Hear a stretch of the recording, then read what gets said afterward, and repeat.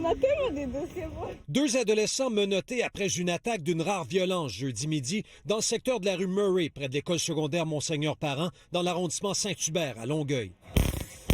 L'arme à impulsion électrique que les suspects ont utilisée à l'égard de la jeune victime de 13 ans ressemble à ce dispositif testé sur les réseaux sociaux par des individus qui se tordent de douleur après avoir reçu la puissante décharge. Ce que je vois, c'est les deux dents, là, les marques. D'ailleurs, au lendemain de l'agression, l'adolescente a accepté de nous rencontrer avec l'autorisation de ses parents. Voyez sa blessure au bras, encore apparente. Elle s'est écroulée au sol après avoir été neutralisée par le courant électrique. Elle a même craint pour sa vie. On faisait juste marcher tranquillement et ensuite, par en arrière, les gens ils viennent en train de nous crier dessus, en train de nous insulter. L'un des garçons a passé à son ami une arme à impulsion électrique, un taser.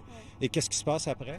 Ils m'ont tasé, mais moi, après, je me suis cogné la tête à terre. Je suis allée dans l'ambulance ensuite à cause que je pouvais plus comme respirer. Mon cœur a failli arrêter. Une agression qui serait liée à une banale chicane de cœur et des relations non désirées, selon la victime. Plusieurs élèves ont condamné le geste des agresseurs. On ne se sent plus vraiment en sécurité de venir à l'école sans être armé. En effet, c'était très choquant parce que, un taser, genre, tu guettes pas ça n'importe où. Ça m'a choqué qu'il y a quelqu'un qui a été blessé. Rappelons que les pistolets taser sont prohibés au Canada. Mais quand on consulte de populaires sites d'achat en ligne, il semble facile de s'en procurer. Moi, j'ai rien demandé. Moi, au début, j'avais dit on pourrait juste en parler.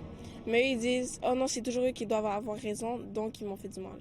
Les suspects de deuxième secondaire ont été relâchés avec des conditions strictes à respecter. Yves Poirier, TVA Nouvelles, Longueuil.